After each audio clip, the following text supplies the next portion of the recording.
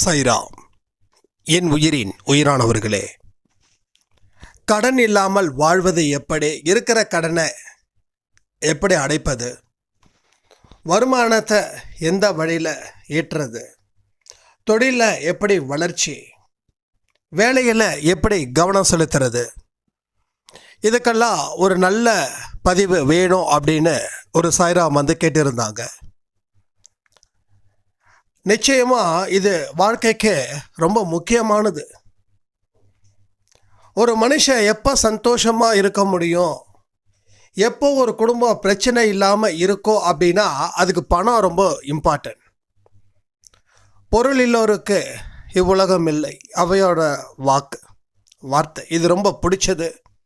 இது ரொம்ப ப்ராக்டிக்கலான விஷயம், ரொம்ப யதார்த்தமானது.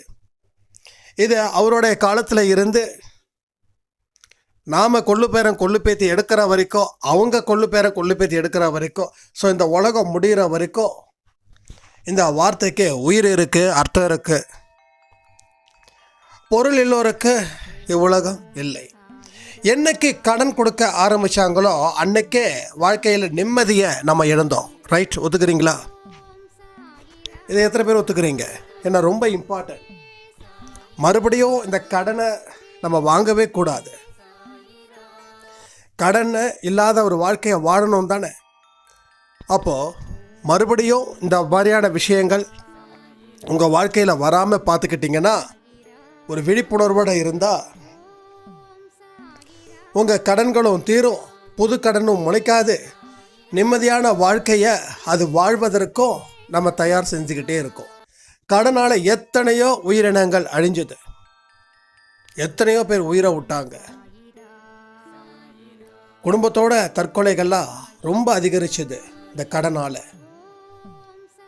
என்னமோ ஏதோ நினச்சி வாங்குகிறோம், ஆனால் கட்ட முடியல. பெரிய அளவில் நிர்பந்தம், மரியாதை போகுது, கௌரவம் போகுது, மானம் அத்தனையும் காத்தோட காத்தா போகுது. நாமெல்லாம் கவரிமான் ஜாதி. நமக்கு மானம் போயிடுச்சுன்னா உயிர் இல்லைன்னு நினைக்கிறவங்க.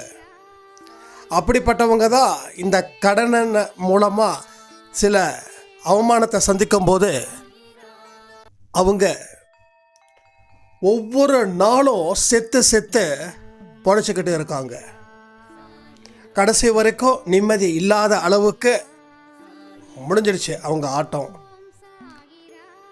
அப்போ கடனை எந்த வழிகளை நாம் தீர்க்கலாம், எப்படி அடைக்கலாம்? முதல்ல நீங்கள் கடவுள்கிட்ட பிரார்த்தனை செய்கிறீங்க. அந்த பிரார்த்தனையே முதல்ல தவறானது நான் சொல்கிறேன். ஒரு ப்ரேயர் எப்படி இருக்கணும்னா, நம்ம தேவையானதை கேட்குறோம், அதுக்கு உண்டான அடிப்படையானதை நம்ம யாரும் கேட்குறது இல்லை. என் கடனை இல்லாத அளவில் கொண்டு வா அப்படின்னு கடவுள்கிட்ட கேட்குறோம். என் கடனை அடைக்கணும்னு சொல்லி கடவுள்கிட்ட கேட்குறோம். என் கடனை தீர்த்து வைங்கன்னு சொல்லி கடவுள்கிட்ட கேட்குறோம்.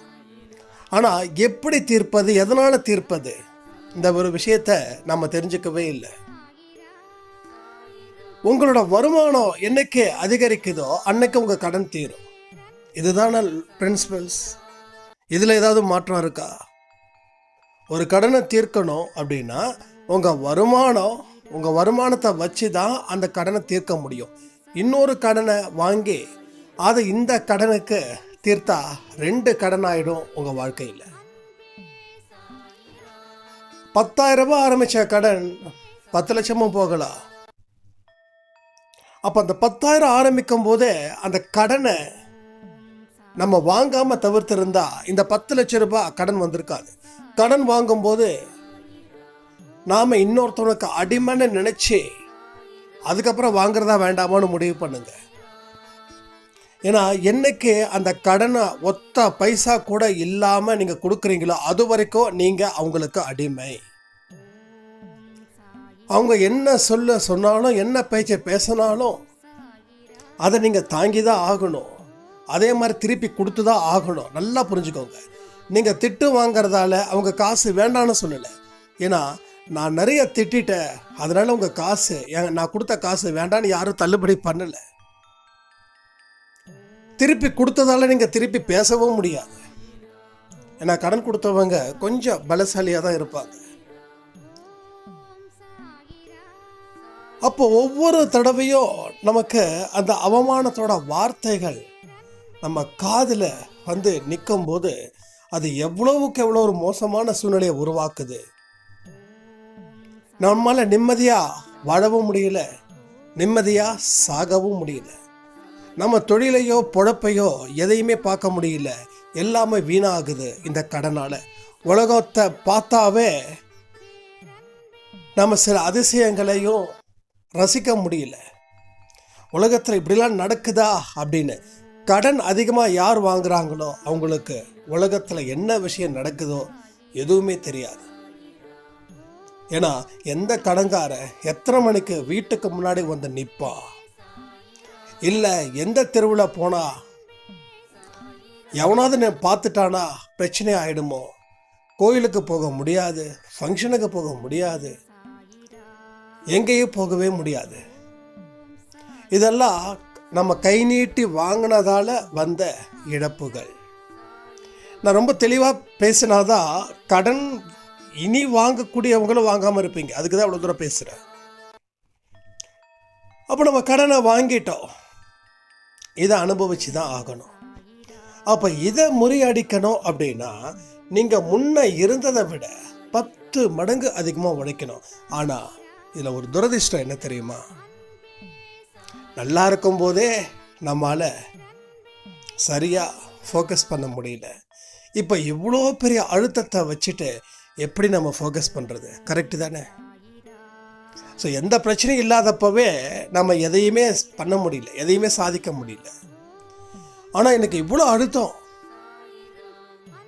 இந்த அழுத்தத்தை வச்சுக்கிட்டு நம்ம தொழிலையோ இல்லை நம்ம வேலை செய்கிற இடத்துலையோ எதையுமே சிறப்பாக செய்ய முடியாது.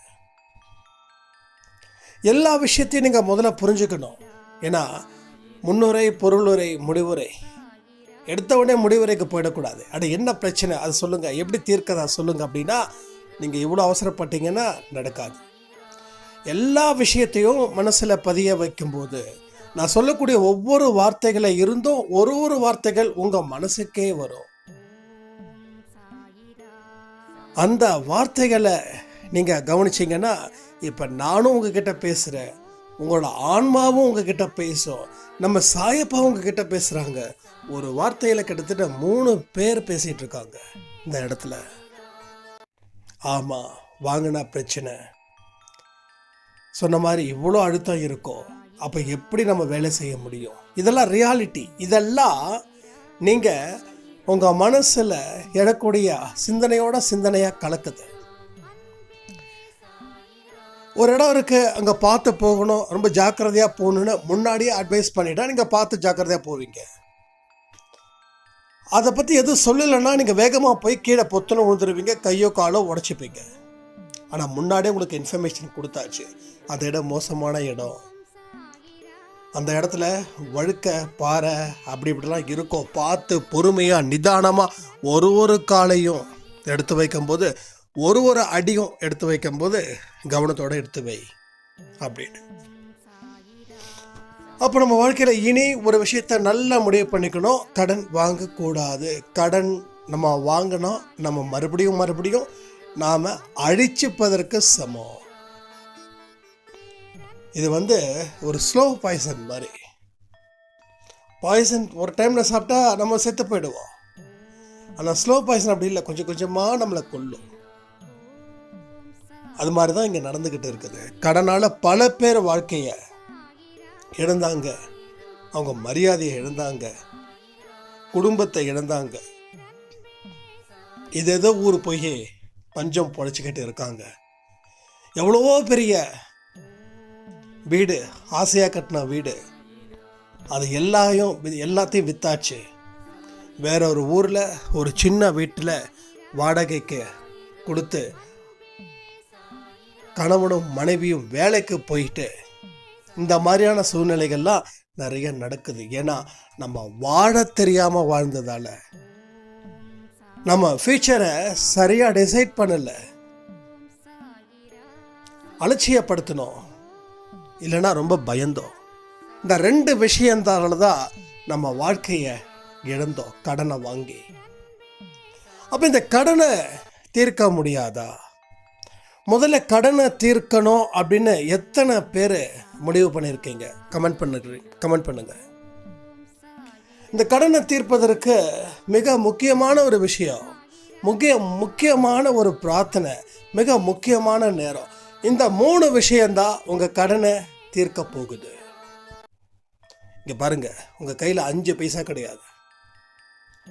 உங்ககிட்ட சொத்து இருந்துச்சுன்னா அந்த சொத்தை விற்று கடன் அடைக்கிறது ஒரு சாதாரண விஷயம். ஆனால் சொத்து இல்லாதவனுக்கு இது பெரிய சேலஞ்சு தானே. அப்போ இங்கே என்ன அவ்வளோ சொத்தாக வச்சுருக்கோம்? நாம் எல்லாருமே மிடில் கிளாஸ் ஃபேமிலி. வட்டி கட்டுறதுலேயே நம்ம பொழப்பு போகுது. ஒரு உருப்படியாக வாய்க்கு வாய்க்கு பிடிச்ச மாதிரி சரியான சாப்பாடு கூட சாப்பிட முடியல, நல்ல துணிமணிகளை கூட போட முடியல. அப்போ நம்மக்கிட்ட சொத்தாக இருக்கோம், சொத்தும் இல்லை, ஒன்றும் இல்லை. ஆனால் நம்மளோட ஒரு விஷயத்தை மட்டும் புரிஞ்சுக்கணும், நமக்கு நம்பிக்கை இருக்குது. கடவுள் நம்ம இன்னைக்கும் கைவிடலை, இந்த நிமிஷம் கூட கைவிடலை. இங்கே பாருங்க, என் கையை சாயப்பா கெட்டியமாக பிடிச்சாரு, அன்னைக்கு பிடிச்சாரு, இன்னைக்கு வரைக்கும் அவர் விடலை. ஏன்னா நான் விடலை அவரோட கையை. அவர் என்கிட்டேருந்து விட்டாலும் நான் விடலை, நான் இறுக்கமாக பிடிச்சிருக்கேன். என் கையை நான் தளர்வாக்கிட்டா அவர் என்னை விட்டுட்டு போயிடுவார். அப்போ என்னுடைய கையை நான் இறுக்கி பிடிச்சிக்கிட்டேன், நீ என்கிட்ட தான் இருக்கணும், என்னுடைய பிரச்சனையை தீர்க்கணும் அப்படின்னு. அப்போது அந்த அன்னைக்கு பிடிச்ச கை தான் இன்னைக்கு வரைக்கும் அது என்னோட கையையும் சாயப்பா கையையும் பிரிக்க முடியாது. என்னோட கையை வெட்டினாதான் அதை பிரிக்க முடியும். அந்த மாதிரி அந்த நம்பிக்கையை நீங்கள் அவர் மேலே வைக்கணும். இப்போ சொல்கிற உங்கள் கடன் எத்தனை லட்சமாக இருந்தாலும் சரி, எவ்வளோ கோடியாக இருந்தாலும் சரி, கோடியில் இருக்கிற உங்களுக்கு நீங்கள் தெருக்கோடியில் வாழ்ந்தாலும் சரி, அந்த கோடி ரூபாயை உங்களால் அடைக்க முடியும். அடைக்க முடியும்னு நினைக்கிறீங்களா? அடைக்க முடியாதுன்னு நினைக்கிறீங்களா? ஓப்பனாக ஹானஸ்டாக கமெண்ட் பண்ணுங்கள். அடைக்க முடியுன்றவங்க அடைக்க முடியும்னு சொல்லுங்கள், அடைக்க முடியாதுன்றவங்க அடைக்க முடியாதுன்னு சொல்லுங்கள், பிரச்சனை இல்லை. இங்கே ஒரு பெரிய டிஸ்கஷன், கடவுள் இருக்கும்போது அது ஏன் அடைக்க முடியாது,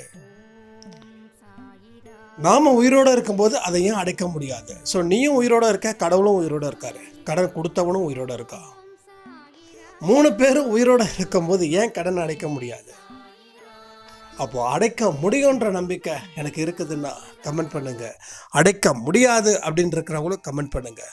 உங்களுக்கு நிச்சயமாக இது ஒரு கிளாரிட்டி டெஃபினட்டாக கிடைக்கும். அப்போ 3 பேர் உயிரோடு இருக்கோம், கடவுள் இருக்காரு, நான் இருக்கேன், எனக்கு கடன் கொடுத்தவன் இருக்கான். ஸோ 3 பேரும் இருக்கோம். இப்போ என்னோட ஒட்டுமொத்த கடனையும் என் கடவுள் எனக்கு அடைக்க போதுமான அறிவையும் மன தைரியத்தையும் நம்பிக்கையும் கொடுப்பாரு. அதை மட்டும்தான் நான் கேட்க போகிறேன். என்ன கேட்கணும்? அதை மட்டும்தான் நான் கேட்க போகிறேன். என் கடனை அடைங்க அப்படின்னு சொல்லி குருட்டுத்தனமான ஒரு பிரார்த்தனையை நான் வைக்க போகிறது இல்லை. என்னோட பிரார்த்தனை எப்படி இருக்கணும்? முதல்ல என்னோட பிரார்த்தனையை நான் நம்புகிற மாதிரி இருக்கணும். என் பிரார்த்தனை நான் நம்பலைன்னா அது 0.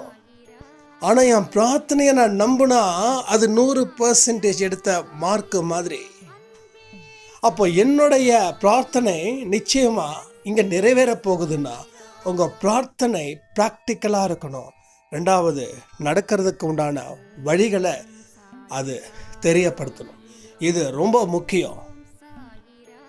அப்போது இந்த 3 விதமான வார்த்தைகளை மட்டும்தான் நீங்கள் பிரார்த்தனை செய்யும்போது கேட்கணும்.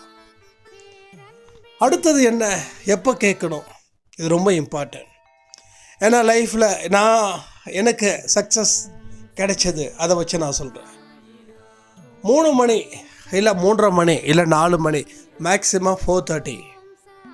இந்த 4:30க்குள்ளே சாயப்பாக்க பிரார்த்தனை செய்து நல்லா ரிலாக்ஸ்டாக ஃப்ரீயாக இந்த மாதிரியான விஷயத்தெல்லாம் கேட்டு அதுக்கப்புறமா நீங்கள் யோசிக்கணும். எதை பற்றி? வருமானத்தை அதிகரிப்பது, எந்தெந்த வழிகளை எல்லாம் நம்ம பணத்தை திரட்ட முடியும், எப்படி உழைக்க முடியும், கடன் இல்லாத வாழ்க்கையை எப்படி வாழ முடியும், பயம் இல்லாத வாழ்க்கையை எப்படி வாழ முடியும், இதையெல்லாம் நீங்கள் யோசிக்கணும். அதாவது காலையில் எழுந்திருச்சு இதெல்லாம் நீங்கள் சிந்திக்கணும். எந்தெந்த வழிகள் எல்லாம் உங்கள் மனசில் வருதோ அதையெல்லாம் நீங்கள் எழுதணும். மொபைல் இல்லை, நோட்டில் எழுதணும். எத்தனை பேர் அன்பே சாய்க்கு தனியாக நோட் போட்டிருக்கீங்க? நான் 2-3 நாளாக சொல்லிகிட்டு இருக்கேன். அதனால் அன்பே சாய்க்குன்னு ஒரு தனியாக நோட்டெல்லாம் போடுங்க. அதில் அன்பே சாய் மூலமாக ஆடியோஸில் சொன்னதை அத்தனையும் எழுதுங்க. ஒரு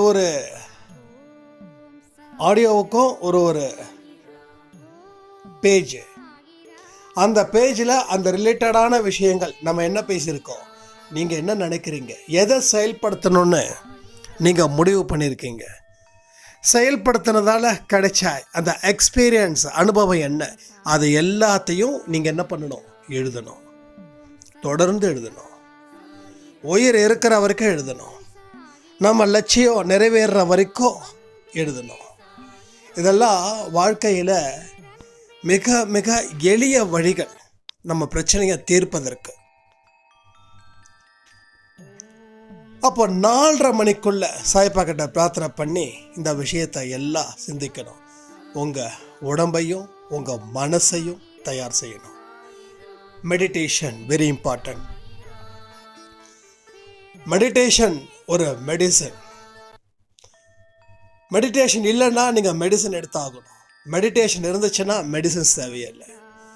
ஸோ எல்லாத்துக்கும் காரணம் மனசில் இருக்கக்கூடிய நெகட்டிவிட்டி தான் நோயாக மாறுதுன்றதை புரிஞ்சுக்கோங்க. உங்கள் பயமே உங்கள் வாழ்க்கையோட பலகீனமாக இருக்குது. உங்கள் பயமே உங்கள் வாழ்க்கையை வாழாத அளவுக்கு கேடு விளைவிக்கக்கூடியது. இதெல்லாம் மெடிடேஷன் மூலமாக தான் உங்களுக்கு சரிவர செய்ய முடியும். இதை நீங்கள் 4:30 சாய்பாபா ஆரத்தி எடுக்கிறது, சச்சரிதம் படிக்கிறது, தென் இந்த மாதிரி பிரார்த்தனைகளை வைக்கிறது. அடுத்தது உங்கள் தொழில். 9 மணி 9:30 மணிக்குலேருந்து நீங்கள் அன்னைக்கு 8 மணி நேரம் நீங்கள் உழைக்கணும். இல்லை உழைக்கிறத பற்றி சிந்திக்கணும். இன்னும் என்னென்ன விஷயங்கள் உங்களால் செய்ய முடியுன்றத எந்த விதமான பதட்டமும் இல்லாமல் நீங்கள் தில்லாக ஹேண்டில் பண்ணணும். ஏன்னா உங்களுக்கு பின்னாடி சாய்பா இருக்காங்க. நீங்கள் தில்லாக ஹேண்டில் பண்ணணும். நீங்கள் இன்னைக்கு இந்த நிலையில் வந்திருக்கீங்கன்னு சொல்லி உங்கள் மேலே பரிதாபப்பட்டீங்க, பெரிய பூஜ்யம். உங்கள் மேலே பரிதாபப்படாதீங்க. நீங்களாக ஏற்படுத்திக்கிட்டது, வேறு யாரும் ஏற்படுத்தலை. அப்போ ஏன் உங்களுக்கு உங்கள் மேலே பரிதாபம்? தேவையே இல்லை. உங்கள் மேலே கோபமும் படாதீங்க, உங்கள் மேலே பரிதாபமும் படாதீங்க. இருக்கிற சூழ்நிலையை அக்செப்ட் பண்ணுங்க. எந்த ஒரு விஷயமா இருந்தாலும் அதை அனுமதிக்கிறது தான் புத்திசாலித்தனம். அதை ஞாபகம் வச்சுக்கோங்க. இதை நீங்கள் தொடர்ந்து செய்யணும். இதில் எந்த இடத்துலையும் ஒரு இடத்துல கூட சலிப்பு வராமல் பார்த்துக்கோங்க. எத்தனை நாள் ஆகும் அப்படின்ற டேட்டை நீங்கள் ஃபிக்ஸ் பண்ணாதீங்க, அது சாய்ப்பா ஃபிக்ஸ் பண்ணுவாங்க. அடுத்தது உங்களை கடன்காரவங்களாம் மிரட்டினாங்க அப்படின்னா பயப்படாதீங்க. தில்லாக ஒரு விஷயத்த சொல்லுங்கள், கண்டிப்பாக நான் கொடுப்பேன், நிச்சயமாக கொடுப்பேன். உங்களால் எவ்வளோ கொடுக்க முடியும் அப்படின்றதையும் உறுதியாக சொல்லுங்கள். கடன்காரங்களை பார்த்து ஓடாதீங்க. நீங்கள் ஓடுனீங்கன்னா அவங்க பயப்படுவாங்க உங்களை பார்த்து. நம்ம நினைக்கிறோம் நாய் நம்மளை ஏன் துரத்துதுன்னா நாய்க்கு பயம் நீங்கள் அதை அட்டாக் பண்ணிடுவீங்கன்னு. உங்களுக்கு பயம் நாய் உங்களை அட்டாக் பண்ணிடுன்னு. இந்த விஷயந்தான் இங்கேயும் நடக்குது, வேறு எதுவுமே இல்லை. இவ்வளோ காசை கொடுத்துருக்கோம், இவன் கொடுக்காம போயிட்டானா என்ன ஆகுறதுன்னு அவன் நினைக்கிறான். அதனால் அவங்கக்கிட்ட நம்பிக்கைக்குரிய வார்த்தைகளை நீங்கள் பேசணும். இப்போ தான் தொழிலை மறுபடியும் ஆரம்பிச்சிருக்க, நான் பயந்த, எனக்கு என்ன செய்கிறதுன்னு தெரியல, ஆனால் எனக்கு இப்போ ஒரு ஆப்பர்ச்சுனிட்டி கிடைச்சிருக்குது. நிச்சயமாக நான் சொன்ன தேதியில் உங்கள் பணத்தை என்னால் முடிஞ்ச அளவுக்கு கொஞ்சம் கொஞ்சமாக அடைக்கிறேன். ஒவ்வொரு மாதமும் என்னால் இவ்வளோதான் கொடுக்க முடியும். ஃபஸ்ட்டு 3 மாதத்துக்கு இவ்வளோ கொடுக்குறேன், அடுத்த 3 மாதத்துக்கு இன்னும் கொஞ்சம் அதிகப்படுத்துகிறேன், அடுத்த 3 மாதத்துக்கு இன்னும் கொஞ்சம் அதிகப்படுத்துகிறேன். ஆனால் எவ்வளோ கொடுக்க முடியும், என்ன கொடுக்க முடியும் எனக்கு தெரியல, ஆனால் கண்டிப்பாக உங்களதை நான் கொடுத்துடுவேன். இது ரொம்ப புத்திசாலித்தனம். இந்த இடத்துல நீங்கள் திருப்பி கொடுக்கும்போது நீங்கள் கொடுத்த மாதிரியான ஒரு ஃபீலே இந்த இடத்துல வரும். எப்போ தெரியுமா வரும்? உங்கள் மனநிலை உண்மையாக மாறிச்சுன்னா மட்டுமே. இது வரைக்கும் நம்ம பயந்தோம், ஏதாவது ஒன்று சாக்க சொல்லி அடுத்த வாரத்தில் முடிச்சிடலாம் அப்படின்னு. ஆனால் அடுத்த வாரத்தில் முடிக்க முடியாதுன்றது உங்களுக்கு நல்லாவே தெரியும். ஆனால் நீங்கள் ஏன் வார்த்தையை விட்டீங்கன்னா, நான் இப்பயும் சொல்கிறேன், நீங்கள் பண்ணது சரிதான். ஏன்னா அந்த வார்த்தைகளை கேட்க முடியாது.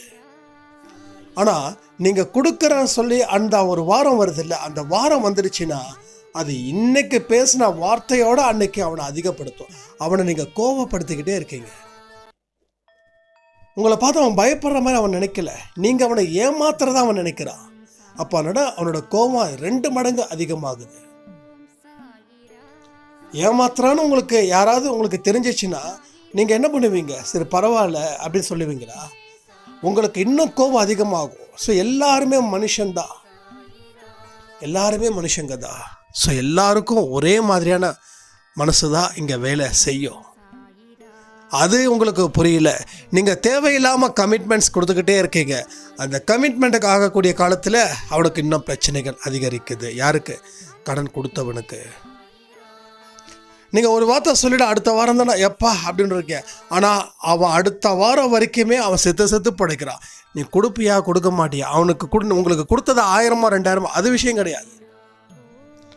ஆனால் இப்படி 10 பேர் ஏமாத்தினா நான் என்ன பண்ணுவேன்னு தான் அவனோட யோசனையாக இருக்கும். அவன் 1000 கொடுத்தாலும் 1 லட்சம் கொடுத்தாலும் 1 கோடி கொடுத்தாலும் அவனுக்கு அந்த கோபம் இருக்கத்தான் செய்யும். ஸோ அவன் இடத்துல இருந்து நீங்கள் யோசிச்சிங்கன்னா உங்கள் வாழ்க்கையை எப்படி நீங்கள் ஹேண்டில் பண்ணலான்றது தெரியும். ஸோ எதுவாக இருந்தாலும் சரி, நம்ம இடத்துல இருந்து நம்ம யோசித்தா எல்லாமே நியாயமாக தெரியும். ஆனால் அவன் இடத்துல இருந்து யோசிச்சாதான் எது நியாயம் எது அநியாயம்னு தெரியும். அப்போ இந்த மாதிரியான விஷயங்களை செய்யும்போது ஏன் உங்களால் கடன் அடைக்க முடியாதுன்னு எல்லாம் மீறி தான் இருக்கு. நான் இல்லைன்னு சொல்லலை. நீங்கள் 500 வாங்கினீங்க 1000 வாங்கினீங்கிறதுலாம் நான் சொல்லலை. நீங்கள் 10 லட்சம் உங்களுக்கு 1000க்கு கூட இப்போ கொடுக்கறதுக்கு வழி இல்லை. ஆனால் உங்களுக்கு கடன் 10 லட்சம் இருக்குது. ஏன் முடியாது? அடுத்த ஒரு வாழ்க்கை ஏன் கடவுள் கொடுக்க மாட்டாரு என்ன? அந்த கடவுள் நிச்சயமாக உங்களுக்கு கொடுத்துருக்காரு. சாயப்பா ரூபத்தில் இன்னைக்கு உங்களுக்கு எல்லா விஷயங்களும் இன்னைக்கு ஒழுங்காக நடக்க போகுது. நீங்கள் ஒழுங்காக நடந்தா, நீங்கள் ஒழுங்காக மனசு வச்சா. நான் அவ்வளோ பெரிய வீட்டில் இருந்து நான் இன்னைக்கு வந்துட்டேன், பரவாயில்ல, மறுபடியும் இங்கே இருந்து அங்கே போக முடியாதா? அங்கே இருந்து இங்கே வந்தது கேவலம் அப்படின்னு நீங்கள் நினைக்காதீங்க. ஆனால் இங்கே இருந்து மறுபடியும் நீங்கள் உருவாக்க போகிறீங்கிறத நினைங்க. ஸோ ஊரில் 4 பேர் இவங்கெல்லாம் விட்டுருங்க. இவங்கெல்லாம் சும்மா அரட்டை அடிக்கக்கூடிய மனிதர்கள். இவங்க இப்படி தான் பேசுவாங்க. இவங்களுக்காகலாம் நம்ம ஃபீல் பண்ணால் நம்ம வாழ்க்கையை வாழ முடியாமல் போயிடும். வாங்கினது தப்பு, கொடுக்காததும் தப்பு. அதுக்காக இந்த இடத்துக்கு வந்துட்டேன். இது என் மனசில் கஷ்டத்தை தான் கொடுக்குது. ஆனாலும் இதை ஒரு சேலஞ்சாக எடுத்துக்கிட்டேன். என் வாழ்க்கையில் நான் முன்னேறுவேன் கடவுள் துணையோட. கடவுளோட துணை மட்டும் ஒன்று இருந்துச்சுன்னா அது எப்பேற்பட்ட கடனாக இருந்தாலும் அதை அடைச்சிடலாம். அந்த நம்பிக்கை எனக்கு இருக்குது. இங்கே எனக்கு மட்டும் இல்லை, இங்கே அன்பேசாய் குடும்பத்தில் நிறைய பேருக்கு இந்த விஷயங்கள் நடந்துருக்குது. அதை வச்சு தான் நான் சொல்கிறேன். அப்போ உங்களுக்கு நடக்கும் சாய்ராம், எனக்கு நடக்குமா? இந்த கேள்விகள் உங்கள் மனசில் வருது அப்படின்னா ஒரே விஷயந்தான், எனக்கு நடக்கிறதால நிச்சயமாக உங்களுக்கும் நடக்கும். நீங்கள் அவ்வளோ பெரிய பாவம்லாம் செய்யலை. எனக்கு ஒரு 6 மாதத்தில் நடந்துச்சுன்னா உங்களுக்கு இன்னும் ஒரு 2 மாதம் எக்ஸ்ட்ரா போகுமே தவிர நடக்கிறது கண்டிப்பாக நடக்கும். அதுக்கு நேரம் காலம் எப்படின்றத கடவுள்கிட்டையும் உங்களுடைய உழைப்பின் மூலமாக தான் அது இருக்குதுன்றதை நீங்கள் மறக்காதீங்க. அப்போ தொடர்ந்து நாம் செய்யக்கூடிய விஷயங்களை நம்ம பயணிச்சுக்கிட்டே இருக்கணும். எந்த விதமான விமர்சனத்துக்கும் இடம் கொடுக்கக்கூடாது. நம்மளோட ஒவ்வொரு முயற்சியும் நம்ம முன்னேற்றத்துக்கு உண்டான விஷயங்கள். ஸோ எகெயின் சொல்கிறேன், நான் மறுபடியும் கடன் வாங்க மாட்டேன் அப்படின்ற ஒரு உறுதிப்பாடு, ஒரு சாயப்பா கிட்ட ஒரு உறுதிமொழியை எடுத்துக்கிட்டு அதுக்கு தகுந்த மாதிரி உங்கள் வாழ்க்கையை புத்தம் புதுசாக ஆரம்பிங்க. உங்கள் செலவுகளை குறைக்க முயற்சி பண்ணுங்க. சாயப்பா கிட்ட பரிபூர்ண நம்பிக்கையோட உங்கள் வாழ்க்கையை நீங்கள் ஆரம்பித்து பாருங்க. அது பலவிதமான ஒரு மாற்றத்தை உங்களுக்கு கொடுக்கும். உங்களுக்கு நிற்க நேரம் இல்லாமல் தொடர்ந்து உழைச்சிக்கிட்டே இருப்பீங்க. இப்போது உழைக்க முடியல, ஏன்னா அவ்வளோ நிர்பந்தம். ஒரு புதுசான ஒரு வாழ்க்கையை நீங்கள் உங்கள் மனசில் உருவாக்குங்க. இடம் மாற்ற வேண்டாம், வீடு மாற்ற வேண்டாம், எதையும் பண்ண வேண்டாம். என்ன உங்களுக்கு இப்போது கிடைச்சிருக்குதோ அது இருக்கட்டும். அதை வச்சே நீங்கள் முயற்சி பண்ணுங்க. உங்களோட ஒவ்வொரு முயற்சிக்கும் நல்ல முடிவுகள் சாயப்பா நிச்சயமாக கொடுப்பாங்க. ஸோ கடன் அப்படின்ற ஒரு விஷயத்தை தள்ளி வைங்க. இது எல்லாம் அடைச்சிட்டிங்கன்னா தான் நீங்கள் சரித்திரம் படைக்க போகிறீங்க. என் வாழ்க்கையில் ரொம்ப மோசமான ஒரு இடத்துக்கு நான் போனேன். ஆனால் அந்த கடனை அடைச்சதுக்கப்புறம் இப்படிப்பட்ட வாழ்க்கையை வாழும்போது எல்லாரும் எப்படி பார்க்குறாங்க, எப்பட்றா இப்படி அப்படின்னு ஆச்சரியத்தோடு பார்க்குறாங்க. ஆனால் அவங்கள நான் ஆச்சரியத்தோடு பார்க்கல. ஏன்னா அவங்க நார்மலான ஒரு லைஃப்பை வாழ்ந்துக்கிட்டு இருக்காங்க. அவங்களோட வாழ்க்கையை அவங்க கட்டமைச்சிட்டாங்க. என் வாழ்க்கையை நான் பண்ணிட்டேன். ஸோ நான் கீழே போய் மறுபடியும் மேலே வந்ததெல்லாம் ஆச்சரியமாக பார்க்குறாங்க. ஸோ நம்ம எல்லோரும் இங்கே கீழே போய் மறுபடியும் மேலே வருவோம். ஸோ நம்மளை தான் ஆச்சரியமாக பார்ப்பாங்க. அது நமக்கு என்ன தோணும், என் கடவுள்டா, என் சாயப்பாடா அப்படின்ற மாதிரி உடம்பு புல்லரிக்கும் பாருங்கள். இப்போ கூட எனக்கு புல்லரிக்கும். சம்டைம்ஸ் நம்ம நினச்சி பார்க்கும்போது பழசை நான் அன்றைக்குமா நினச்சி பார்ப்பேன். ஏன்னா பழசை நினச்சி பார்த்தா தான் பொறுப்பாக இருக்க முடியும்னு நினச்சி பார்க்கும்போது, இதெல்லாம் யோசிக்கும்போது உடம்பு அப்படியே மெய்சில் இருக்கும். நான் அம்மாக்கிட்டேயோ விஷ்ணுக்கிட்டேயோ அப்பாக்கிட்டேயோ இதை பற்றி நான் பேசும்போது அம்மா சொல்லுவாங்க, பழசெல்லாம் மறந்துடுன்னுவாங்க. இல்லைம்மா, பழசை மறந்துட்டா எனக்கு மறுபடியும் தலையில் 2 கொம்பு சூப்பராக முளைச்சிடும். பழசை மறக்கக்கூடாது. பழசை கற்றுக் கொடுத்த அனுபவத்தை என்றைக்கும் மறக்கக்கூடாது.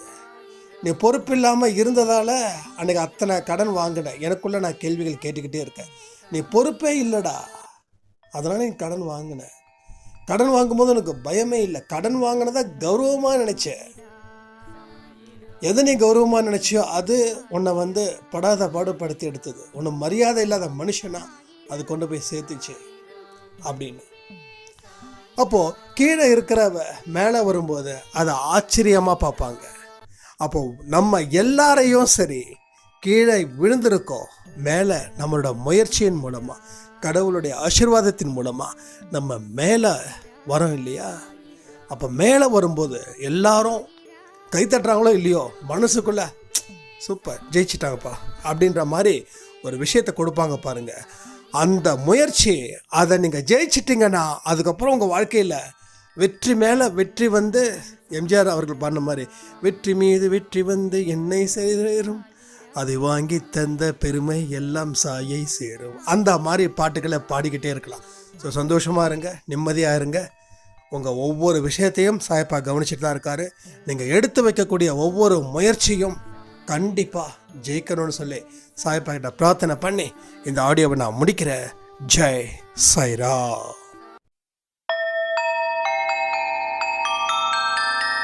ஓம் சாயிரா.